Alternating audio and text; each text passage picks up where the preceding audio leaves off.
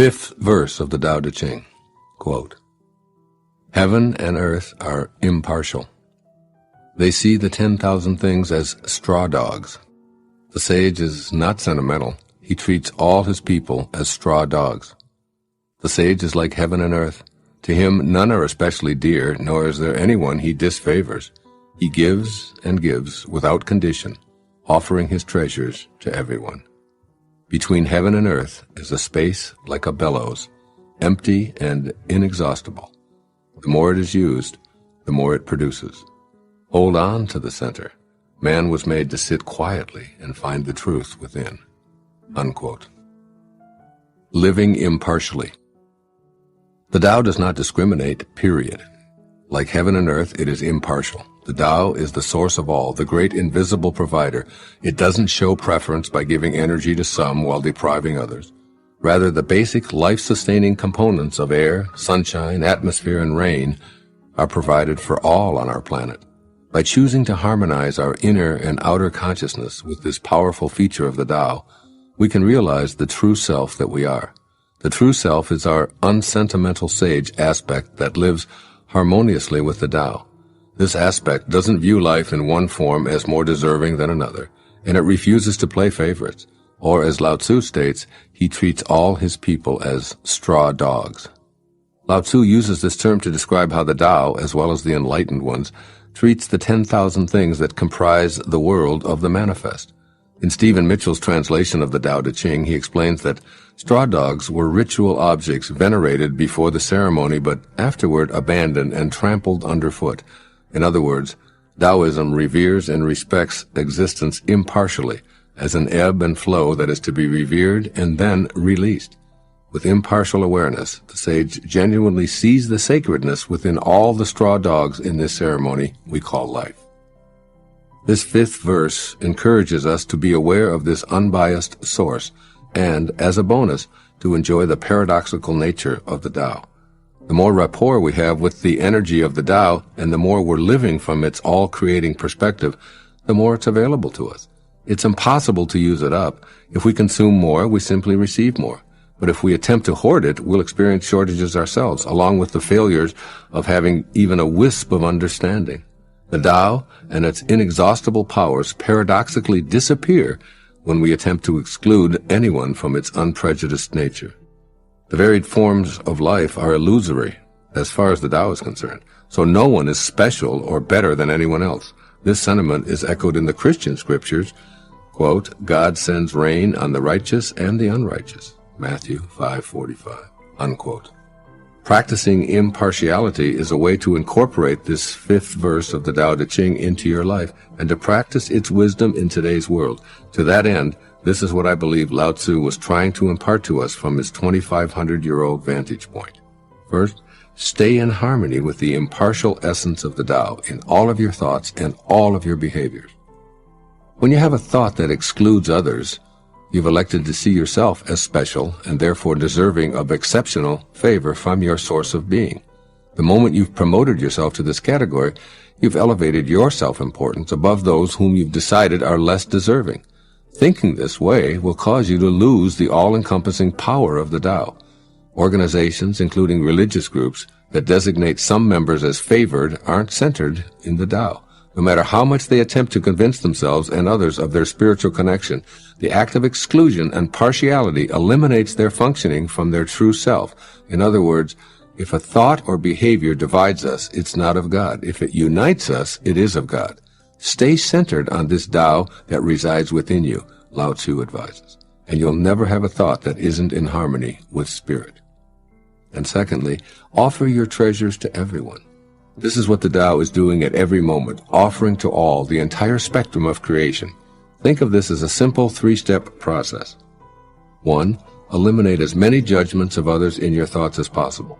The simplest, most natural way to accomplish this is to see yourself in everyone.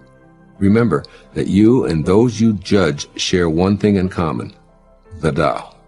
So rather than viewing appearances, which are really nothing more than straw dogs, see the unfolding of the Tao in those you encounter, and your criticisms and labels will dissolve. And 2, Remove the word special from your vocabulary when you refer to yourself or others. If anyone is special, then we all are. And if we're all exceptional, then we don't need a word like that to define us, since it clearly implies that some are more favored than others. And 3, finally, implement the third step of this process by extending generosity through living the Tao impartially and connecting with the inner space of being the Tao. In this space, you'll be able to be unbiased about your possessions, recognizing that they're not exclusively yours, but are rather a part of the entirety. By unconditionally sharing and giving, you'll thrill at the experience of living the Tao and being unprejudiced. The Tao is your truth. It resides within you. Quietly be in the peace and joy of connecting with the inexhaustible Tao. Do the Tao now.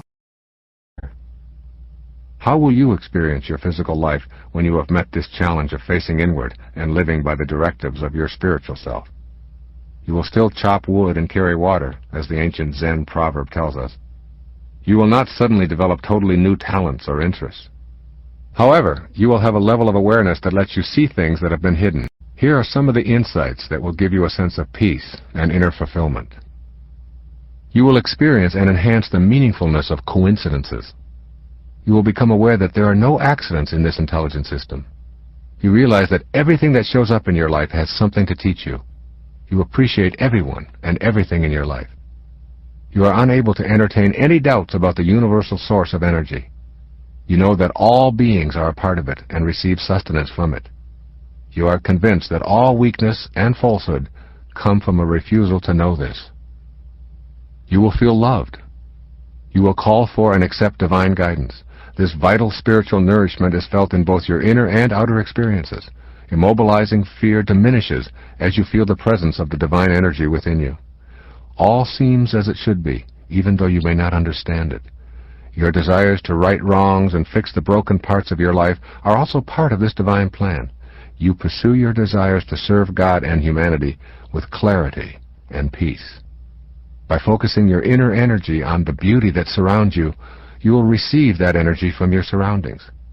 With practice, this kind of receptiveness will become a source of strength and sustenance in your daily life. You will sense that anything that is destructive to one human is destructive to all. This higher awareness will lead you to the conclusion that Mahatma Gandhi came to, that God has no religion. That awareness will give you a loving energy that will help to bring all of us together. You will make a new agreement with reality. When your soul becomes the guiding force in your life, you will break the ordinary agreement with reality intellectually and physically. Your level of awareness will shift so dramatically that you will no longer feel bound by the agreement that defines reality for most others. You will experience surrender and acceptance. You will finally stop fighting and simply let go. You will accept that God knows what she is doing. This surrendering process will make you more effective in your sacred quest. You will become a waking dreamer. Everything that you are capable of achieving while dreaming will be possible while awake. The power of your mind to manifest what previously could only occur in sleeping dreams will begin to be your awakened reality. Some people take a lifetime to learn how to become a waking dreamer, to literally be in a dream state while awake. With your heightened awareness and the guidance of your higher self, you will become one of those waking dreamers. You will know the power and ecstasy of silence. As Herman Melville wrote, "Silence is the only voice of our God." All profound things and emotions of things are preceded and attended by silence. You will know that there is a spiritual solution to every problem. Problems such as addictions to drugs, foods, and alcohol have solutions in your higher self. By going within, you will see your excessive desires for something outside of yourself as an inadequate refuge for worldly pain. When you begin to achieve the highest levels of pleasure and euphoria by facing inward, the desire and the need for externals will simply disappear. Every problem, be it with relationships, finances, health, or self-image, has a solution in the sacred self. When you are peaceful, experience silence, meditate, and listen, really listen to God, you will be directed away from the worldly and toward the divinity that is within you. You will know what you need to do. You will shift from acquiring to sharing. You will desire less and yet feel more fulfilled. You will shift your attention away from yourself and take pleasure in serving others. You will live authentically. You will accept yourself, knowing that whatever behaviors you exhibited in the past, even the ones that may have been destructive and immoral, were a part of who you were at the time, and they had great lessons built into them for you to transcend. You will be able to say with conviction, "I am what I am." While some of the people who are close to you may find this difficult to accept, you will no longer be able to compromise yourself. You will be less judgmental and more forgiving. You will begin seeing that judging others does not define them, it defines you. Consequently, you will be less inclined to judge anyone or anything. You will also begin to forgive yourself. You will see mistakes as lessons for you to transcend. This will free you from the tyranny of self-recrimination. You have made the decision to be free. Someone just sent me recently a video that said the Steve Jobs top 10 rules for success. And I went through the whole thing. It was about a 40-minute video, and I just started watching it. It was various times that Steve Jobs had been interviewed, and they went through his various success themes. And I think this story just summarizes about all 10 of them. It's called "Why Do Ducks Quack and Eagles Fly?" Years ago, this is in the Manila paper. Years ago, my friend Harvey McKay told me a wonderful story about a cab driver that proved this point. He was waiting in line for a ride at the airport. When a cab pulled up, the first thing Harvey noticed was that the taxi was polished to a bright shine. Smartly dressed in a white shirt and black tie and freshly pressed black slacks, the cab driver jumped out and rounded the car to open the back passenger door for me. He handed my friend a laminated card and said, "I'm Wally. I'm your driver. While I'm loading your bags in the trunk, I'd like you to read my mission statement." Taken aback, Harvey read the card. It said, "Wally's mission statement. Quote, to get my customers to their destination in the quickest, safest, and cheapest way possible in a friendly environment." Unquote. This blew Harvey away, especially when he noticed that the inside of the car matched the outside spotlessly clean. As he slid behind the wheel, Wally said, "Would you like a cup of coffee? I have a thermos of regular and one of decaf." My friend said jokingly, "No, I'd rather prefer a soft drink." Wally smiled and said, "No problem. I have a cooler up here in front with regular and Diet Coke, water, and orange juice." Almost stuttering, Harvey said, "I'll take a Diet Coke." Handing him his drink, Wally said, "If you'd like something to read, I have the Wall Street Journal, I have Time, Sports Illustrated, and USA Today." As they were pulling away, Wally handed my friend another laminated card. "These are the stations I get and the music they play, if you'd like to listen to the radio." As if that weren't enough, Wally told Harvey that he had the air conditioning on and asked if the temperature was comfortable for him. Then he advised Harvey of the best route to his destination for that time of day. He also let him know that he'd be happy to chat and tell him about some of the sights, or, if Harvey preferred, to leave him with his own thoughts. "Tell me, Wally," my amazed friend asked the driver, have you always served customers like this?" Wally smiled into the rearview mirror. "No, not always. In fact, it's only been in the last 2 years. My first 5 years driving, I spent most of my time complaining, like all the rest of the cabbies do. Then I heard this personal growth guru, Wayne Dyer, on the radio one day. He had just written a book called You'll See It When You Believe It. Dyer said that if you get up in the morning expecting to have a bad day, you'll rarely disappoint yourself. He said, "Stop complaining, differentiate yourself from your competition. Don't be a duck, be an eagle. Ducks quack and complain, eagles soar above the crowd." "That hit me right between the eyes," said Wally. Dyer was really talking about me. I was always quacking and complaining, so I decided to change my attitude and become an eagle. I looked around at the other cabs and their drivers. The cabs were dirty, the drivers were unfriendly, and the customers were unhappy. So I decided to make some changes. I put in a few more at a time. When my customers responded well, I did more. "I take it that it's paid off for you," Harvey said. "It sure has," Wally replied. "My first year as an eagle, I doubled my income from the previous year.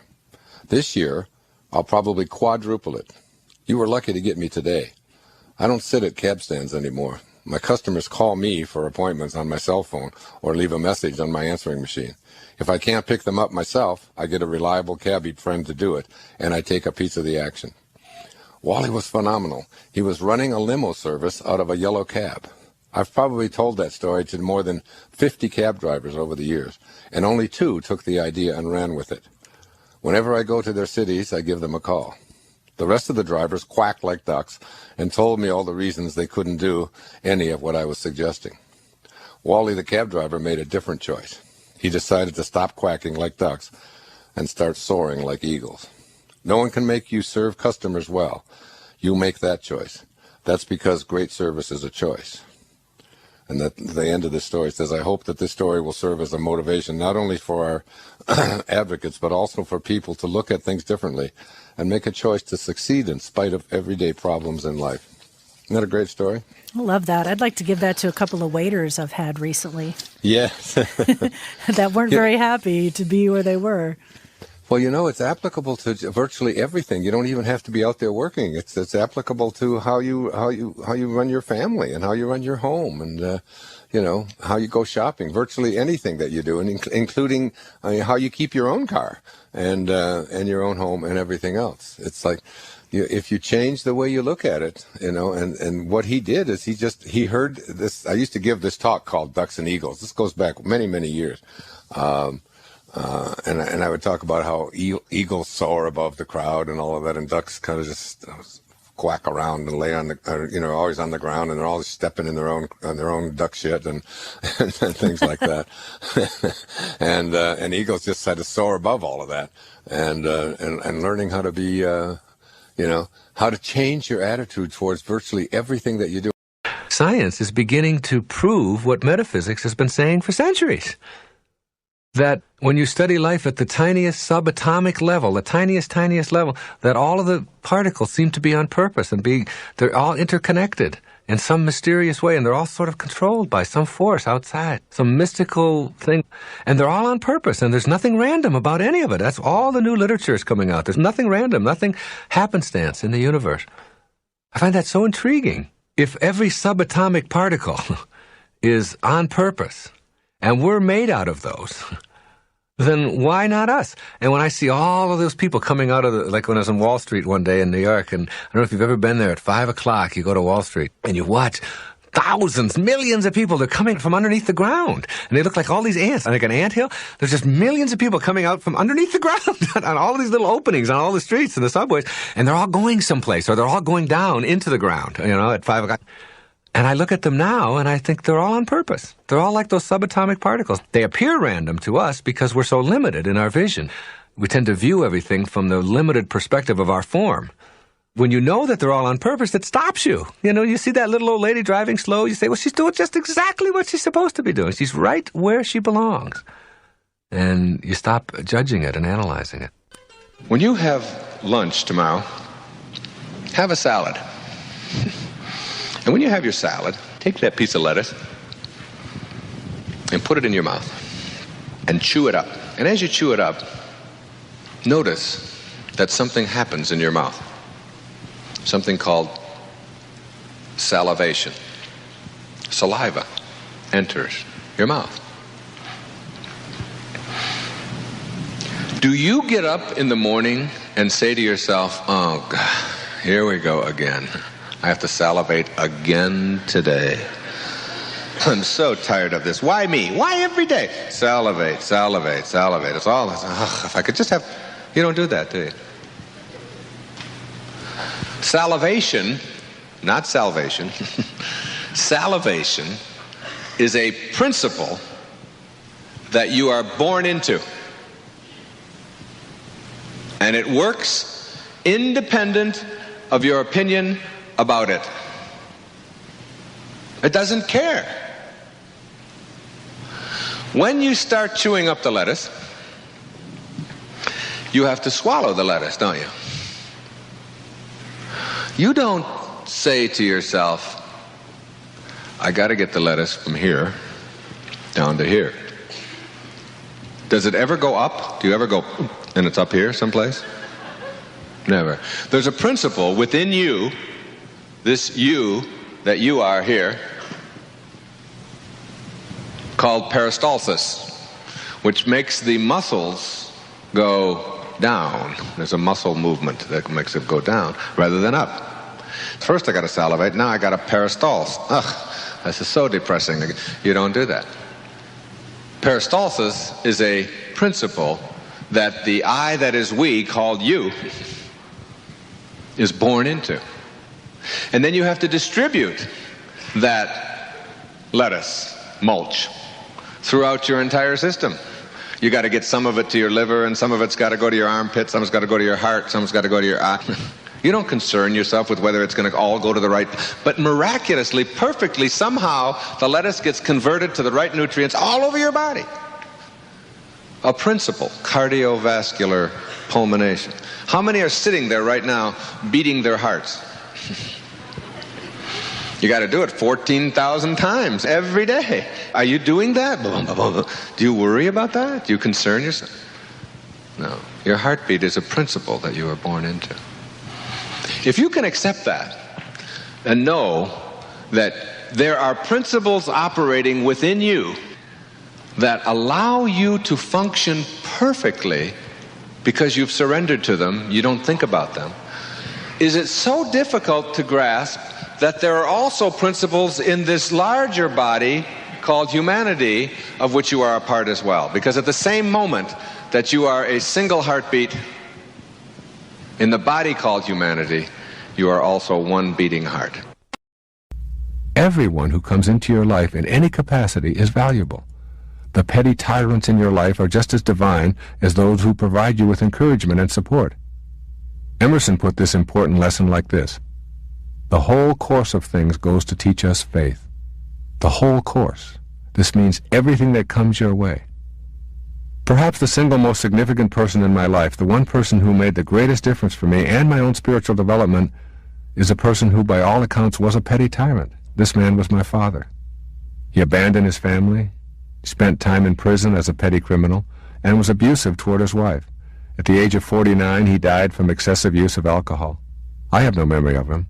My knowledge of him is based on what I heard and later discovered to be true when I investigated his life.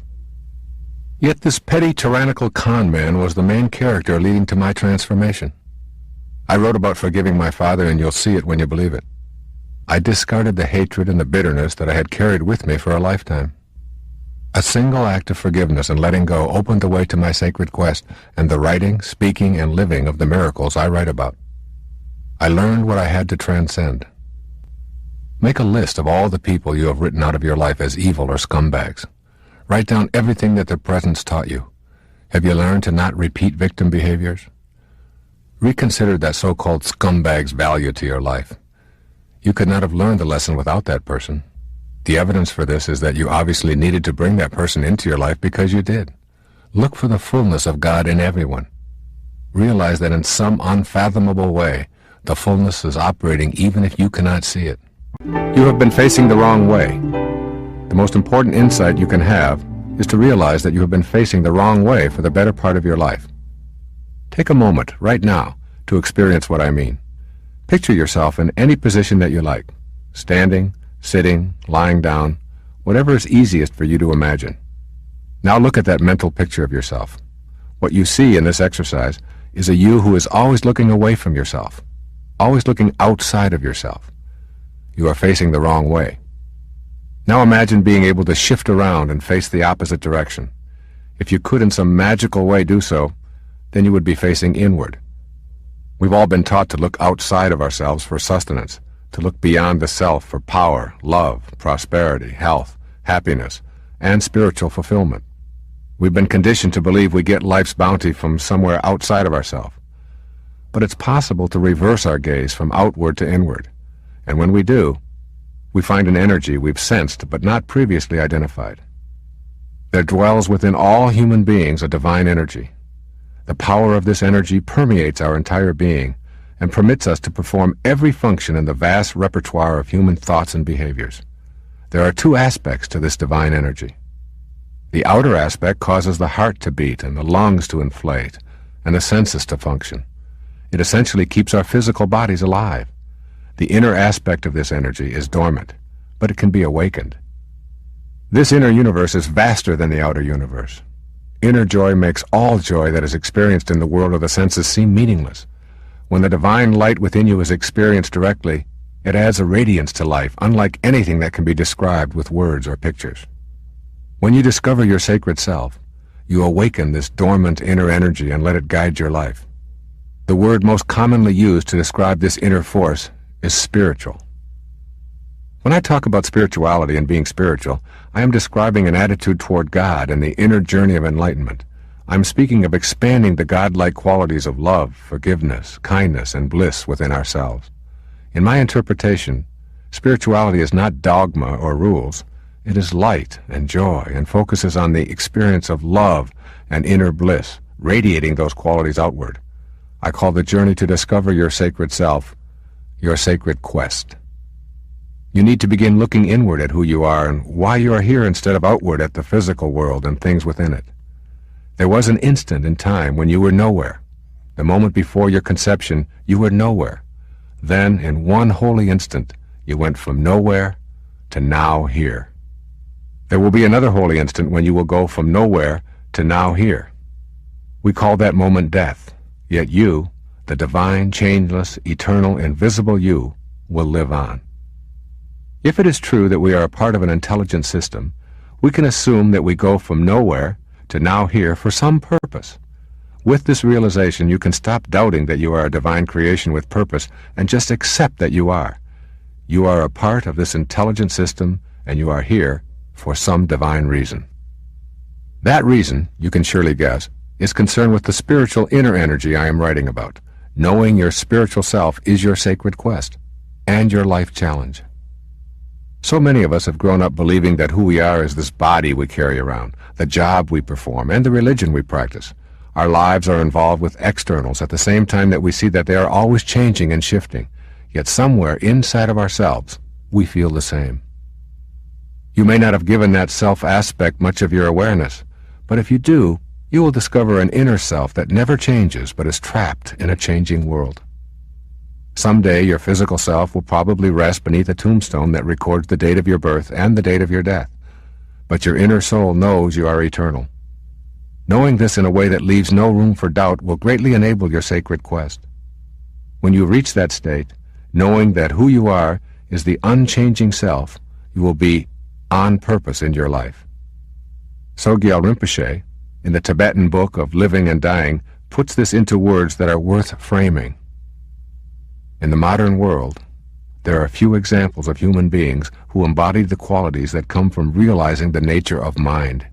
So it is hard for us even to imagine enlightenment or the perception of an enlightened being, and even harder to begin to think that we ourselves could become enlightened. Even if we were to think of the possibility of enlightenment, one look at what composes our ordinary mind, anger, greed, jealousy, spite, cruelty, lust, fear, anxiety, and turmoil, would undermine forever any hope of achieving it. Enlightenment, he continues, is real, and each of us, whoever we are, can in the right circumstances and with the right training realize the nature of mind and so know in us what is deathless and eternally pure. This is the promise of all the mystical traditions of the world, and it has been fulfilled and is being fulfilled in countless thousands of human lives. You can be one of those thousands of enlightened humans. This will happen as you discover the nature of your true self and relegate the part of yourself that is centered on the physical to the background where it belongs. From there, it can cheer you on and support your higher self rather than act in ways that sabotage your true spiritual essence. This whole business of a sacred quest is real, and you can know it, love it, and cherish it. Once you do, you will never want to go back to any way of living that is inconsistent with your divine, though invisible self. You are not that name, that occupation, that social security number, that body. You are eternally light and divine, regardless of what you have done or failed to do, regardless of what family you lived in, or what you may have been labeled. You are holy, and you have a purpose for being here.